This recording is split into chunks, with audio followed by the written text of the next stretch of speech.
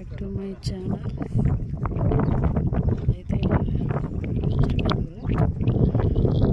HP gas company కనపడేది. Back side ఉన్న పొలాలు ఇవన్నీ.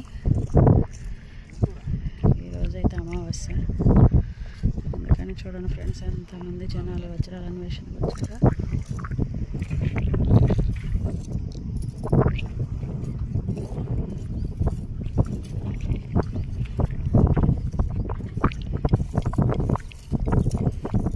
నుంచి సత్తెనపల్లి నుంచి, విజయవాడ నుంచి, మైలవరం నుంచి